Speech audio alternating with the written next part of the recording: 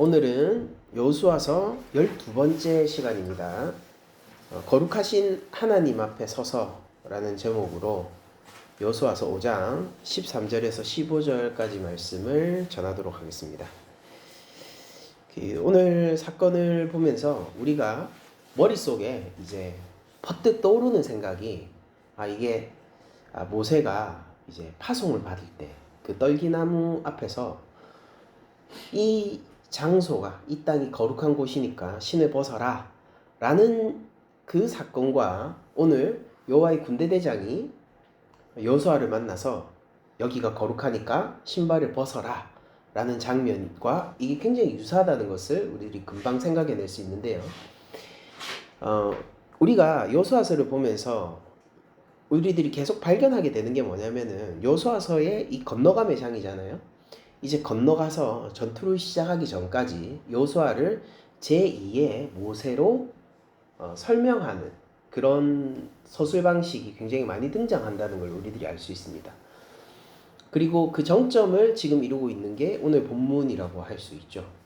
그래서 모세를 하나님이 이 이스라엘의 리더로 세우셨던 그 장면들이 압축적으로 여호수아 한 사람에게 전투 직전에 이렇게 다 나타나는 것 같은 그런 모습의 역사를 우리들이 보게 되는데, 여호수아가 모세와 굉장히 유사한 점이 많았지 않습니까? 우리가 홍해를 갈랐던 모세처럼 여호수아 역시 요단강을 멈춰 세우는 사건이 있었고, 그리고 또 이 제사장들에게 명령을 누가 할 수 있냐면 모세가 할 수 있었잖아요. 근데 여호수아도 제사장들에게 명령을 할 수 있고요. 그리고 마찬가지로 하나님의 선언 역시 내가 모세와 함께 했던 것처럼 내가 너와 함께 하겠다입니다. 그리고 오늘 여호수아가 자기 스스로를 이렇게 얘기하지 않습니까? 마치 내가 종이 여기 있습니다. 말씀하세요 라고 얘기를 하면서 이제 이 장면에서 뭔가 좀 극적인 변화가 일어나죠. 왜냐하면 여호수아서의 지금까지 여호수아에 대한 어떤 묘사는요, 모세의 종이에요. 모세의 종. 근데 여기에서 바로 하나님의 종으로 변모하게 되는 것 같은, 더 이상 모세가 사라지게 되는 거죠. 이제 모세를 통해서 자기가 리더가 된 게 아니라 이제 오늘 이 장면을 통해서 하나님이 직접 부른, 하나님을 통한 리더가 되는 것 같은 장면을 오늘 연출하고 있으며 본문에서, 그리고 이후로 이제 더 이상 모세의 종이라는 얘기가 안 나옵니다. 여호와의 종 여호수아라는 형태로 나중에 후반부에 묘사가 되거든요.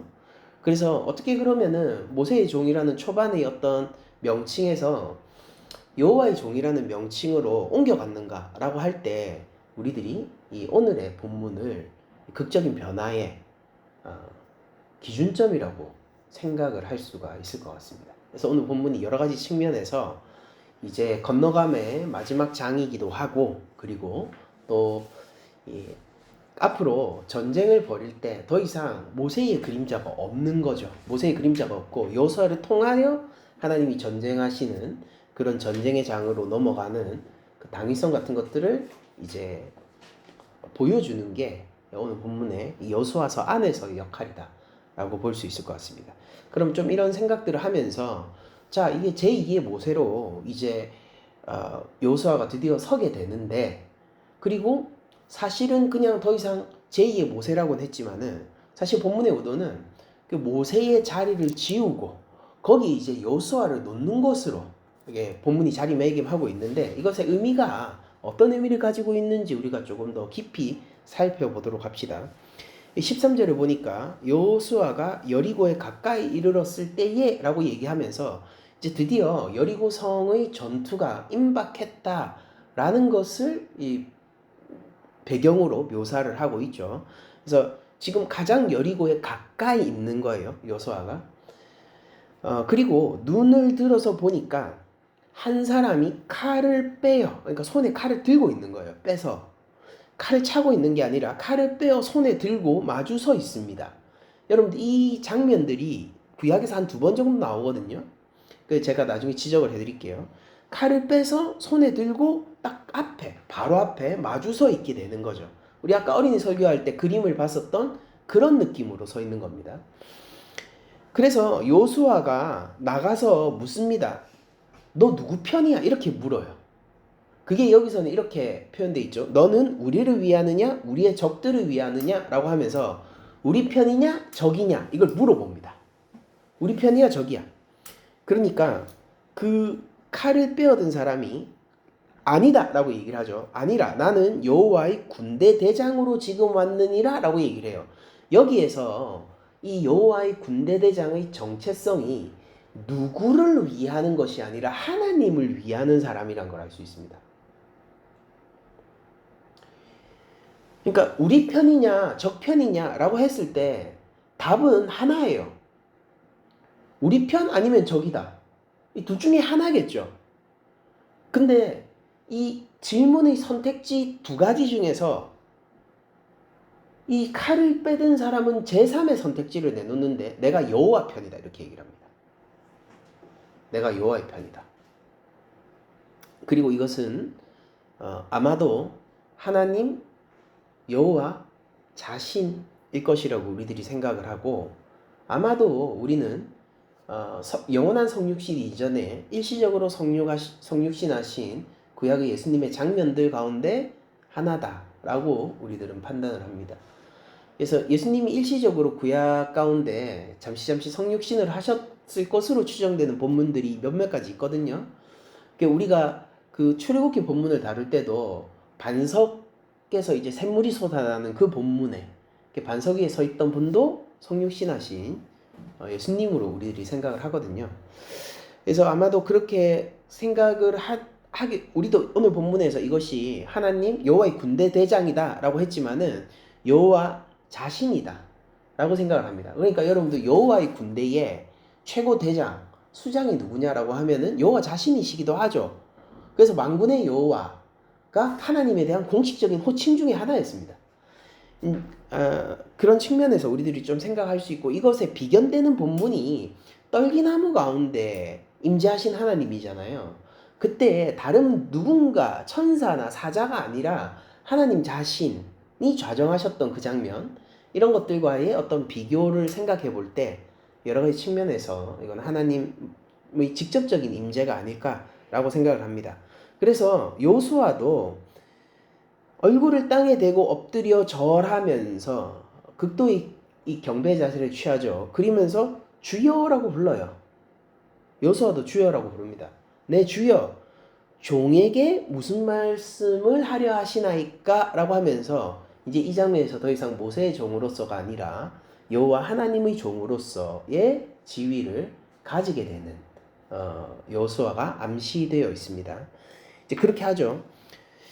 15절에 보니까 그때 무슨 말씀을 하시려 하나이까? 라고 하니까 다른 걸 요구하는 게 아니라 신발을 벗을 것을 요구해요.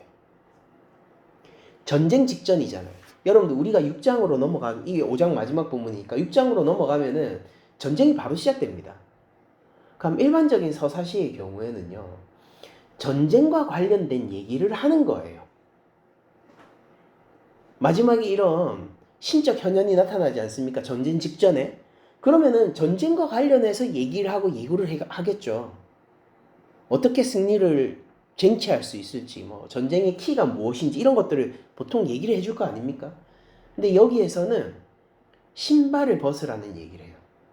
이게 언뜻 보면은 전쟁과 상관없어 보이지만은 사실은 이게 전쟁에서 어떻게 승리할 수 있는가의 기준을 제시해주고 있는 겁니다. 이제 여호와 하나님의 편인 여호수아가 그 자리에서 내가 여호와 하나님의 종임을 드러내는 겁니다. 이 장면이. 그래서 신을 벗으라는 이유가 뭐냐면은 네가 선 곳이 거룩하다라고 얘기했기 때문이에요. 그러니까 거룩하기 때문에 신을 벗으라고 했고 여호수아는 그대로 행하는 장면이 나오게 되죠. 자, 한번 이 장면들이 점점 우리들이 그림을 잡아가고 있는데 자, 칼을 빼어든 여호와의 군대 대장이 등장하는데 칼을 빼어든 하나님의 현형 같은 장면이 제가 구약에서 한 2장면 정도 더 나온다고 말씀드렸지 않습니까? 그 장면을 제가 읽어드릴게요. 민수기 22장 23절을 보게 되면은 발람이 이스라엘의 저주를 의뢰한 모압의 관료들을 따라 나서는 장면이 나옵니다. 이스라엘 좀 저주해줘 라고 하면서 발람한테, 선지자 발람한테 가가지고 이제 그거를 의뢰를 해요. 그러니까 발람이 하나님의 그걸 들어주려고 하다가 이제 하나님에 의해서 제지를 받게 되죠. 그래서 네가 따라가되 그 내가 시킨 대로 말해라 라고 얘기를 합니다. 그렇게 얘기를 듣고 나서 다음날 모압의 관료들이 와서 발람을 데리고 간단 말이에요. 왕한테 데리고 가려고. 그러니까 왕은 당연히 저주를 의뢰를 하겠죠. 그 길을 따라 나서는 거예요, 발람이. 그런데 가는 길 도중에 갑자기 누군가 자신의 길을 막아서는데 그 장면을 읽어드릴게요. 나귀가 여호와의 사자가 칼을 빼어 손에 들고 길에 선 것을 보고, 그러니까 칼을 차고 있다는 것은 여지가 있는 상황입니다. 그런데 칼을 빼어 들고 있다는 것은 공격이 임박했다는 거예요. 그러니까 즉시라는 뜻이죠. 즉시. 여러분들 생각해 보세요. 은행 강도가 그냥 들어와서 저벅저벅 걸어 들어와서 이 자루에 돈을 담으세요 라고 하면은 그냥 신고하고 끝나죠. 근데 총을 들고 와서 다 엎드려! 돈 넣어! 돈 넣어! 돈 넣어! 라고 하면은 즉시 넣어야 되잖아요. 무기를 들었다는 건 그런 의미가 있잖아요. 그래서 여호와의 사자가 칼을 빼어 손에 들고 길에 선 것을 나귀가 봅니다. 길에 선 것을 보고 길에서 벗어나 밭으로 들어간지라 발람이 나귀를 길로 돌이키려고 채찍질을 막 합니다. 그러니까 이제 나귀가 야, 니 왜 내 채찍질을 하는데? 라고 얘기하는 장면이 나오죠. 그러고 나서 이제 31절에 또 그 발람도 이 장면을 보게 되는 구절이 나오거든요.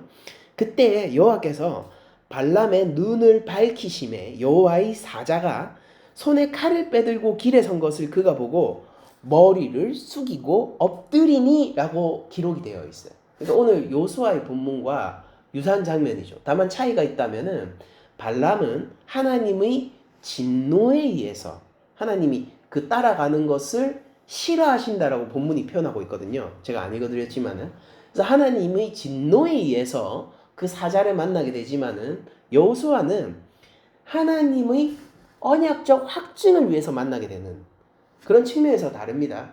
다만 이 칼을 빼들고 있는 하나님이 보낸 누군가의 역할은 굉장히 분명하죠. 뭐냐면 지금 즉시 요구를 하는 겁니다. 그리고 지금 인간들이 벌이고 있는 사건 가운데 하나님이 직접 개입하시기를 원하는 거예요. 그러니까 굉장히 중요한 순간이라는 겁니다. 하나님이 지금 이 인간적인 사건에 즉시 개입하고 즉시 움직이기를 원할 때 등장하는 장면이 뭐냐면은 칼을 든 여호와의 사자, 빼어든, 차고 있는 게 아니라 빼어든 여호와의 사자. 이게 하나님의 의지를 표현하는 거거든요. 하나님의 강력한 의지, 하나님의 열심, 하나님의 뜻에 대한 강력한 요구, 인간들에 대해서 이렇게 요구하는 거예요. 우리들에 대해서. 하나님의 강력한 요구, 이런 것들이 칼을 들고 있는 여호와의 사자입니다. 그리고 우리는 이 발람의 스토리의 끝을 알고 있죠. 어떻게 됩니까? 발람은 이스라엘을 저주하기는커녕 이스라엘을 축복하게 됩니다. 하나님의 개입으로 모든 결과가 뒤집어지게 된 거죠. 자, 마찬가지로 우리 다윗도 하나님의 그 사자를 만나게 되는데 언제냐면은 사탄이 충동하여 라고 묘사된 본문이 있어요. 다윗 본문 가운데. 그게 뭐냐면 인구 계수할 때 장면이거든요. 그래서 이 1차 인구 계수가 있고 2차 인구 계수가 있는데 1차 인구 계수가 하나님의 명령에 의한 게 아니라 다윗이 인구 계수라는 건 기본적으로 어떤 거냐면은 나라의 부강함과 군사의 수를 세워보는 거예요. 성인 남성을 기준으로. 그러니까 우리나라의 국방력을 세워보는 게 계승의 굉장히 중요한 목적 중에 하나입니다. 그러니까 다윗이 자신의 힘을 확인해 보는 장면인 거예요. 내가 가지고 있는 힘을. 근데 그때 그 인구 첫 번째 인구 조사가 사탄의 충동에 의한 교만 가운데서 행해진 것이기 때문에 하나님이 그걸 미워하세요. 그래서 그 잘못 때문에 이제 이스라엘 전체가 3일 동안 재앙을 받게 됩니다. 그 와중에 다윗이 여호와의 사자를 만나는데 그가 칼을 빼들고 있어요. 한번 봅시다. 역대상 21장 16절이 이렇게 기록하고 있어요. 다윗이 눈을 들어 보매 이제 여기가 오르난의 타작마당입니다. 거기에서 이제 하나님이 나타나시게 되는 거예요. 다윗이 눈을 들어 보매 여호와의 천사가 천지 사이에 섰고, 그러니까 딱 보니까 이 공중에 떠 있다는 거죠. 여호와의 사자가, 천사가 섰고 칼을 빼어 손에 들고 예루살렘을 향하여 편지라. 다윗이 예루살렘을 향하여 이렇게 폈다는 거죠. 편지라. 다윗이 장로들과 더불어 굵은 배를 입고 얼굴을 땅에 대고 엎드려 라고 기록되어 있어요. 그러니까 이런 칼을 빼든 여호와의 사자를 만나면 누구나 어김없이 경배 자세를 취하고 두려움과 경외한 가운데에서 말을 기다리게 됩니다. 그리고 이 이후로 다윗이 자신의 죄악을 뉘우치게 되고 재앙은 끝나게 됩니다.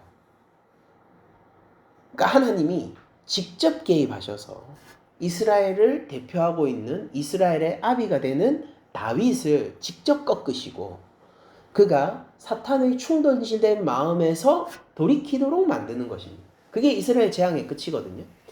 그리고 나서 하나님이 나중에 2차 인구 개수를 허락하시게 돼요. 또 그 영원히 막으신 게 아니라. 여기서도 마찬가지로 하나님의 즉각적이고 강력한 사건 가운데서의 개입, 그리고 하나님의 즉각적인 요구, 하나님의 뜻, 의지를 관철시키는 존재가 칼을 빼들고 있는 여호와의 사자, 하나님으로부터 보냄받은 자의 존재라는 것을 저희들이 알 수 있습니다. 그러니까 여기도 여호수아서 오늘 본문도 여호수아는 지금 전쟁 가운데서 자, 네가 누구 편이냐? 내 편이냐? 네 편이냐? 이거를 구분하는 사람으로 등장하잖아요. 지금 여호수아는 지금 우리 편이 누구고 적이 누군지가 궁금한 사람이에요. 그건 뭐냐면은 네가 내 군사냐 여리고성의 군사냐 그거예요, 여러분. 너는 여호수아의 군사냐 이스라엘의 군사냐 아니면은 여리고 왕의 군사냐 여리고 성의 군사냐 그게 궁금한 사람이라고요. 근데 하나님이 거기에서 즉각적으로 개입하셔서 하나님의 강력한 의지 가운데서 이 상황을 꺾고 반전시키셔서 요구를 하기를 원하는 겁니다. 이 강력한 하나님의 의지 앞에서 여호수아는요 그 요구에 즉각적으로 응답을 해야 되는데 우리 그 응답이 뭐냐면은 너는 나의 편이냐 적의 편이냐를 가르는 게 아니라 하나님의 편이 되라를 요구받고 있는 거예요. 그래서 이게 사실은 이 전쟁 앞두고 나서 뭐 전쟁과 관련된 이야기는 안 하고 라고 생각할 수도 있지만은 사실은 전쟁의 승리의 가장 핵심 키를 하나님이 알려주시고 계신 겁니다. 네가 하나님 편이면은 네 앞에 서서 칼을 들고 있는 이 여호와의 군대 대장이 여호수아 너를 위하여 여리고와 싸울 것이다 인 거예요. 그러니까 여호수아는요 내가 싸워 이길 것을 기대하는 사람이 아니라 하나님이 싸워 이길 것을 기대해야 되는 사람이에요. 여호수아는 나의 전략 전술과 나의 국방력을 의지하는 사람이 아니라 그게 사탄의 충동질에 넘어갔었던 다윗이었잖아요. 그게 아니라 하나님의 능력과 하나님의 약속 그리고 하나님 언약의 신실함에 기대어서 전쟁 가운데로 나가는 사람이 되어야 하는 겁니다. 하나님이 그걸 요구하시는 거예요. 그리고 그 요구 앞에 서게 될 때, 그리고 그 요구 앞에 순종하게 될 때 여호수아는 어떻게 되는 겁니까? 이제 더 이상 모세의 종이 아니라 여호와의 종 여호수아로 탈바꿈하게 되는 것입니다. 근데 우리 모두가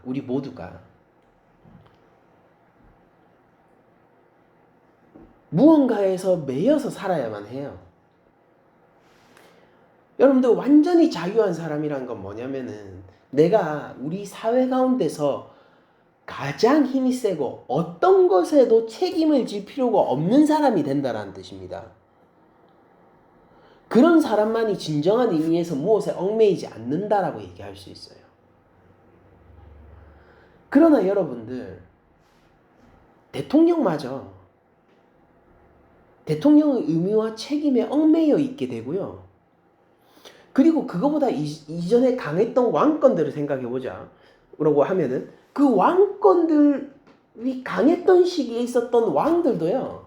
자신의 왕의 의무에 얽매여 있던 사람들입니다. 오늘날 우리가 자유롭게 살아간다라고 얘기하는 사람들을 보세요. 그 사람들이 젊은 시절에는 자유롭게 사는 것 같이 보이지만은 나이가 들고 사회 가운데서 이제 자기 자리를 잡아갈수록 어떻게 됩니까? 조금 더 책임감 있고 성숙한 모습으로 얽매여 가는 사람이 되죠. 여러분들 우리가 결혼을 하게 되지 않습니까? 결혼한다라는 것은 어쩌면은 우리가 인생 동안 살아온 가운데에서 가장 큰 책임과 마주하게 되는 거예요. 자녀를 낳게 된다라는 것은 내가 살면서 한 번도 상상해 본 적이 없는 책임 가운데 마주하게 되는 것이고, 그러니까 우리는 항상 무언가에 얽매여 살게 되죠. 그리고 우리가 무언가에 얽매여 살 때, 그리고 그 균형을 잃게 될 때 우리는 그것을 우상으로 여기게 됩니다. 그래서 때로는 부모가 우상이 되기도 하고, 자녀가 우상이 되기도 하고, 배우자가 우상이 되기도 하고, 또 사회적으로 돈과 지위 같은 것들이 강한 우상이 되어서 우리를 얽매이게 만들기도 하는 것이죠. 결론적으로 우리는 무언가의 종이 될 수밖에 없는 존재라는 겁니다. 우린 그렇게 지어진 거예요. 이거를 조금 긍정적인 의미로 표현을 하자면은 모든 인간은 예배적 존재라는 겁니다. 예배적 존재. 예배적인 존재예요. 무언가를 추구하고 무언가를 향해 나아가고 그래야지 살아갈 만한 동력이 생기는 사람들이라는 겁니다.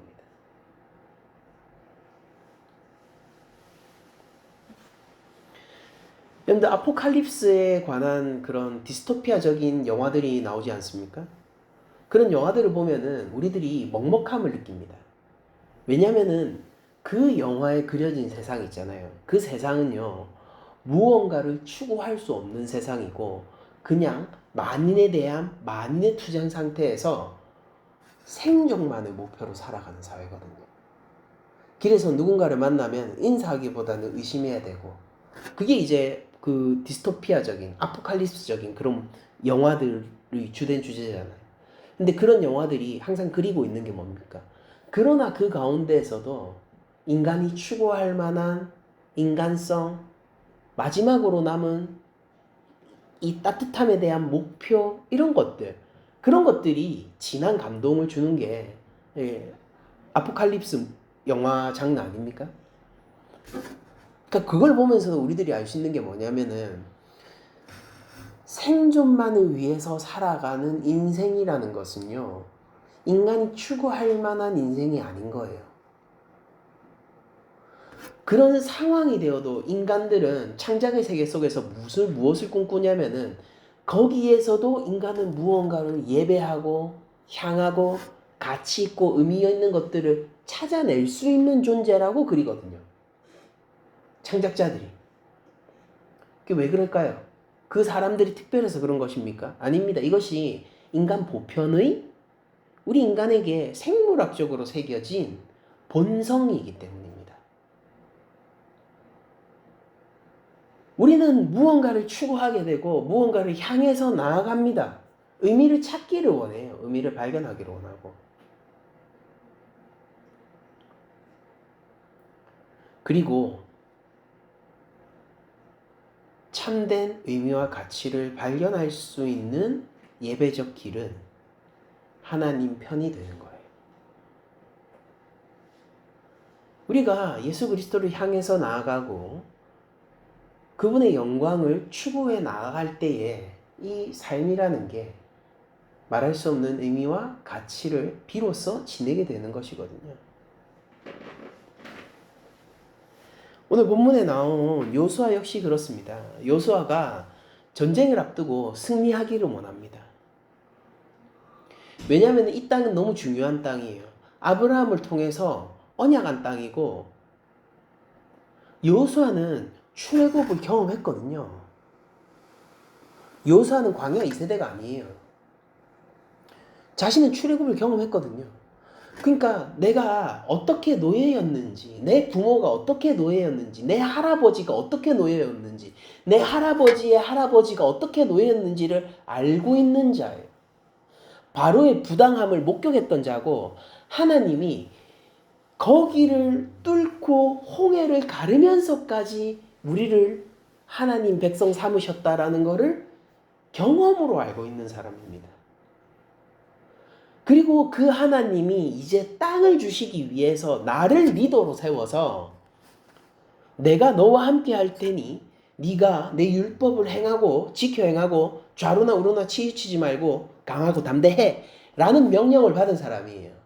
그래서 지금 이 땅이요, 가나안 땅에 들어가서 그 땅을 정복하고 이 지파들에게 그 땅을 배분하는 그 일이 요수아에게는 작은 일이 아니란 말이에요. 굉장히 특별하고 중요한 일이란 것이죠. 그런데 그 가운데서 요수아가 놓쳐버린 게 하나 있어요. 그 가운데서 놓쳐버린 게 뭐냐면은 내가 이 전쟁에서 승리하여서 하나님께 영광을 드려야 된다에 매몰되어서 이 전쟁이 누구의 것인가를 잃어버린 것입니다. 이 전쟁은 여호와 하나님의 것입니다. 아브라함도 같은 실수를 과거에 저질렀습니다. 아브라함이 아들을 낳는다는 것은 단순히 내 후사가 생긴다 정도가 아니에요. 이 아이를 통해서 세상이 구원을 받게 될 거라고요. 이 아이가 복의 통로가 될 것이고요. 이 아이를 통해서 민족이 생기게 될 거라고요. 내가 아들을 낳아드려 하나님께 영광을 드려야 된다라는 사실에 매몰되어서 그는 몸종을 통해 이스마엘이라는 언약과 상관없는 자녀를 먼저 낳게 됩니다. 마음이 급했거든요. 자신의 아내 사라는 자녀를 낳을 수 없습니다. 이미 노년의 나이가 되어버렸어요. 그래서 꼭 낳아드려야 되는데, 여호수아도 그렇게 생각했죠. 이거 꼭 승리해야 되는데. 근데 누구 편인 거? 우리 편이 얼마나 있고 쟤네 편은 얼마나 있지? 너 누구 편이야? 우리 편이야? 아니면 적의 편이야? 근데 아브라함이 과거에 잊고 있었던 것, 그게 뭡니까? 그 언약의 자녀는 하나님에게 속하여 하나님이 보내주시는 자녀라는 것. 그걸 끝까지 신뢰하지 못했던 것입니다. 요수아에게 같은 실수를 반복하게 하지 않기 위하여 하나님은 지금 전쟁 이전에 확인하고 계시는 것이죠. 강하게 개입하셔서 즉각적인 요구를 하시면서 뭘 하느냐면은 너 하나님 편이 되어야 돼. 이 전쟁은 하나님이 이기실 거니까 네가 네 편 되면은 승리하지 못할 거야. 네가 여리고를 신경 쓰잖아? 그럼 전쟁이 질 거야. 네 스스로를 점검해. 네가 하나님 편인지 아니면은 내가 내 편인지 그걸 잘 체크해봐. 근데 오늘 본문이 모세 본문과 비견되는데 재밌는 점이 하나 있다면은, 모세는 여러분 그렇게 하나님 앞에 부름을 받고 나서 하나님이 약속을 해주세요. 뭘 하냐면은 반드시 이 백성을 끌고 구원을 받을 것이다. 내가 반드시 이 백성을 광야로 나가서 예배 받을 거다에 대한 확실한 응답을 해주십니다. 예고를 해주세요. 완전 예고편으로 우리들이 미리 보게 되잖아요. 근데 오늘 본문에 보면은 그렇게 순종했다 이후에 그래서요. 이 전쟁이 승리되는 거예요? 안 되는 거예요? 이 땅을 전부 차지하는 거예요? 안 하는 거예요? 라는 부분에서는 침묵하게 됩니다.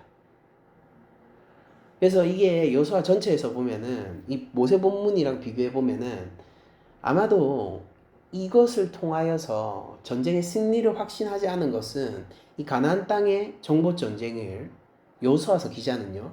가나안 땅의 정복 전쟁을 어떤 측면에서 승리로 보지만은 어떤 측면에서는 여전히 남아있는 패배로 보기 때문입니다. 그러니까 완전한 정복을 하지 못했죠. 그러니까 100% 충성을 이루지 못한 거예요. 그러면은 오늘 본문에 비추어서 100% 승리를 하지 못했다, 충성하지 못했다를 오늘 본문에 맞추어서 설명을 해드리자면 이런 거예요. 그러니까 그들이 언제나 하나님 편이었던 건 아니라고요.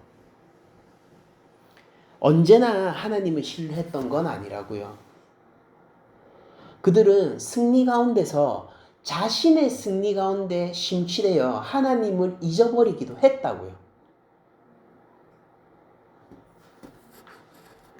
그래서 오늘 본문을 보면은 누구 편이냐? 내가 여호와의 군대 대장이다.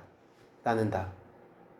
이걸 통해서 우리들은 하나님의 편이 되는 것, 이 대장을 따르는 것, 이것이 전쟁의 승리의 핵심 키라는 사실은 알 수 있지만은 그러나 이스라엘이 그것을 완전히 순종하지는 못했다라는 사실도 복선처럼 암시되고 있다라는 걸 알 수 있습니다.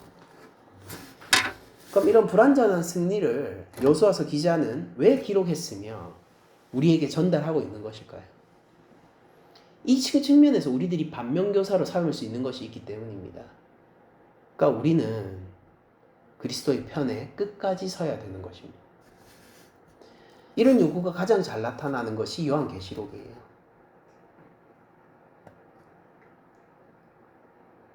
끝까지 인내하여 이긴 자가 되라.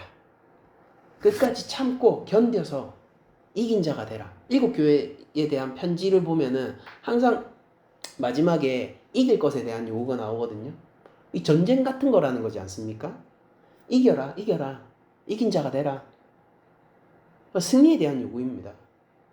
근데 그 승리에 대한 요구의 가장 핵심이 뭐냐면은 끝까지 예수 그리스도를 붙들고 바라봐. 그를 믿어. 그 믿음을 저버리지 마. 이게 승리에 대한 가장 강력한 키로서 요한계시록에서는 그려지게 됩니다.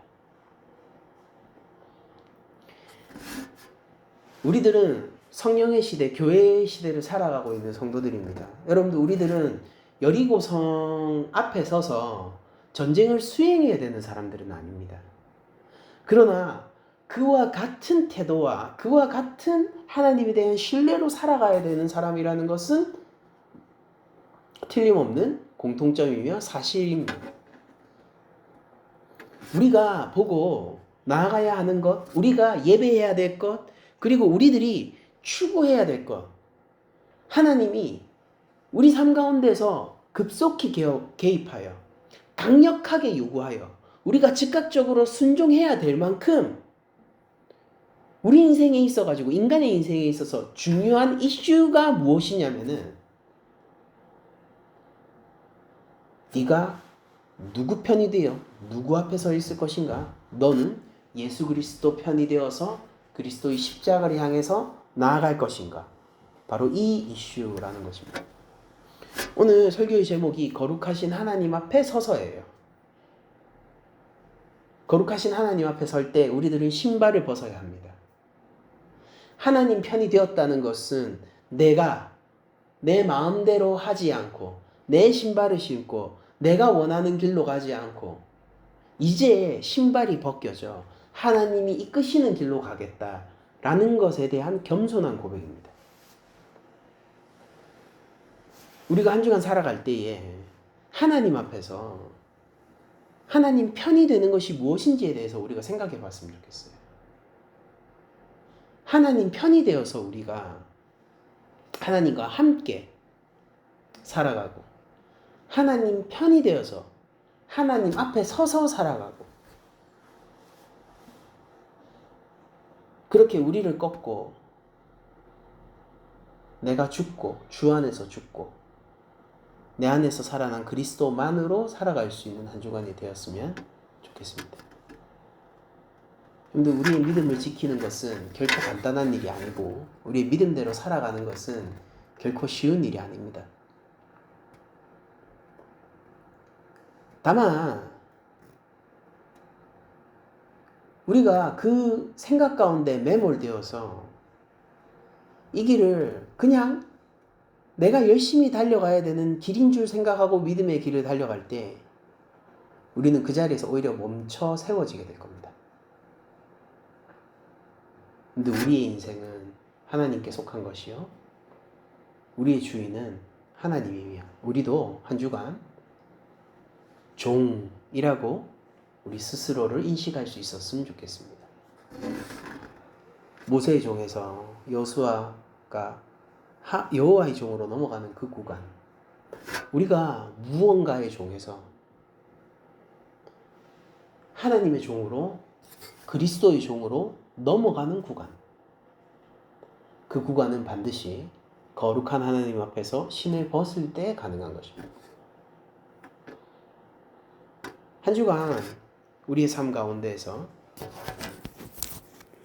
하나님의 놀라우신 사랑과 축복이 우리를 겸손히 무릎 꿇리고, 하나님의 놀라운 구원과 은혜가 우리의 신발을 벗게 하여 이전에는 힘의 노예, 능력의 노예였던 우리의 삶에서 그리스도의 사랑의 메인 종으로 변화될 수 있는 한 주간이 되기를 축복드리면서, 우리가 한 주간 살아갈 때에 이 여호수아가 만났던 여호와의 군대 대장을 우리도 만나, 그 주 예수 그리스도를 만나 그분 안에서, 그분 앞에 서서 겸손히 되찾고 하나님 앞에 서서 매일을 살아갈 수 있기를 또한 동시에 축복드리면서 모든 말씀을 마치도록 하겠습니다.